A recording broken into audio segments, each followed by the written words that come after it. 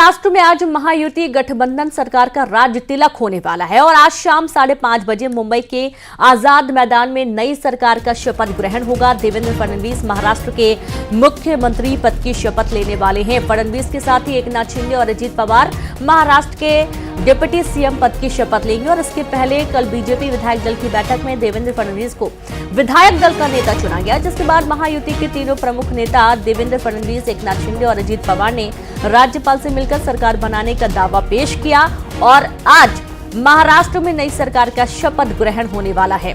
देवेंद्र फडणवीस तीसरी बार महाराष्ट्र के मुख्यमंत्री पद की शपथ लेंगे। प्रधानमंत्री नरेंद्र मोदी, गृह मंत्री अमित शाह, रक्षा मंत्री राजनाथ सिंह, बीजेपी अध्यक्ष जेपी नड्डा, उत्तर प्रदेश के मुख्यमंत्री योगी आदित्यनाथ, एनडीए शासित राज्यों के मुख्यमंत्री, संत समाज, किसान और लाडली बहना योजना के 100 लाभार्थियों को भी शपथ ग्रहण समारोह में आमंत्रित किया गया है।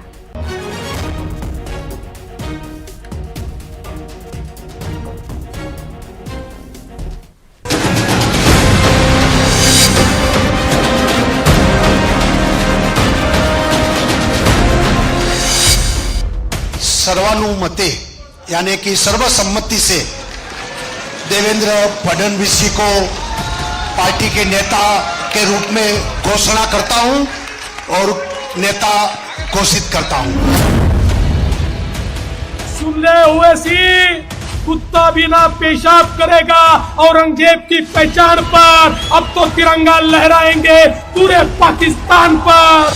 मेरा पानी उतरता देख मेरे किनारे पर घर मत बसा लेना। मेरा पानी उतरता देख मेरे किनारे पर घर मत बसा लेना। मैं समंदर हूं, लौट कर वापिस आऊंगा। भले ही ये बयान साल 2019 का है, लेकिन इस बयान में छिपी है देवेंद्र फडणवीस की राजनीतिक कुशलता, उनकी जिजीविषा, उनकी कर्मठता, उनकी सौम्यता, उनकी सरलता। और आज देवेंद्र फडणवीस का यही रूप उन्हें महाराष्ट्र की सत्ता का वो किरदार बनाता है जो अपने राजनीतिक दांव पेचों से विद्रोह और विरोधियों के किले को ध्वस्त कर सकता है।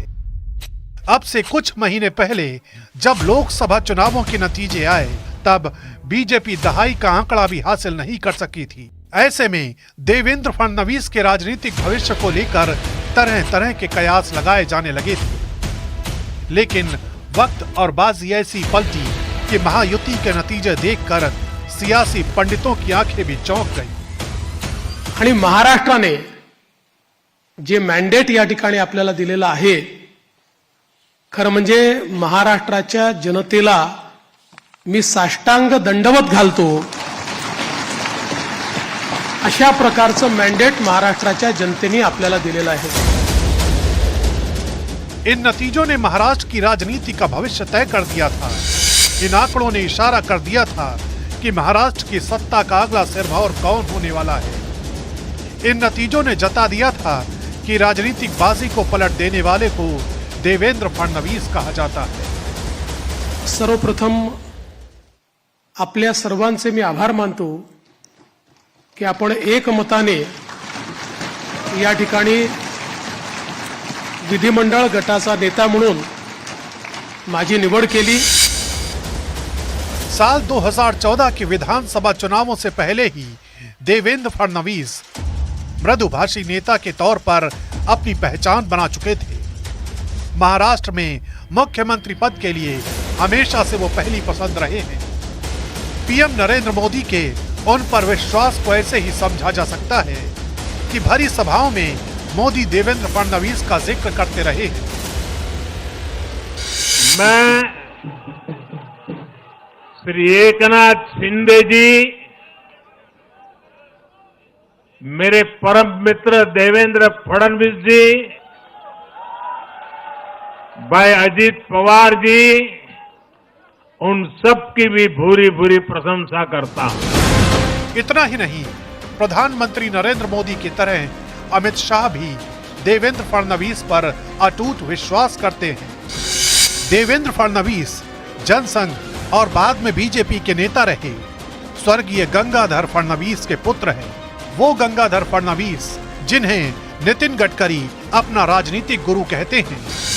लिहाजा ये समझना मुश्किल नहीं कि देवेंद्र फडणवीस का राजनीतिक कौशल किस सीमा तक है। इन चुनावों में देवेंद्र फडणवीस के लिए चुनौतियां इसलिए भी बड़ी थी क्योंकि एक तो लोकसभा चुनावों के जख्म भुलाने थे, दूसरा महायुति के भीतर टकराव के हालात को भी नियंत्रित करना था।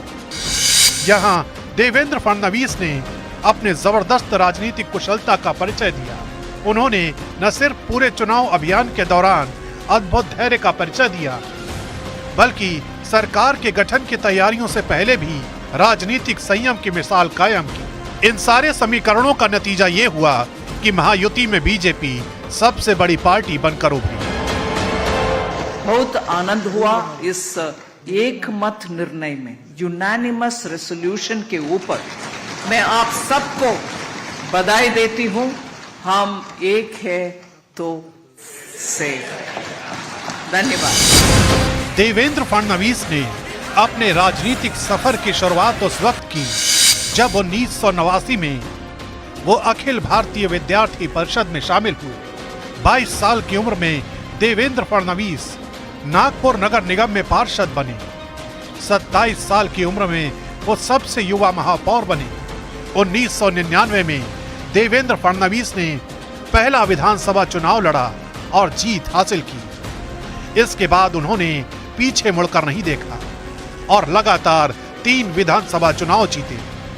सबसे बड़ी बात यह कि उनका राजनीतिक करियर भ्रष्टाचार के आरोपों से बेदाग रहा है और अब एक बार फिर महाराष्ट्र की सत्ता में उनका राज तिलक होने जा रहा है।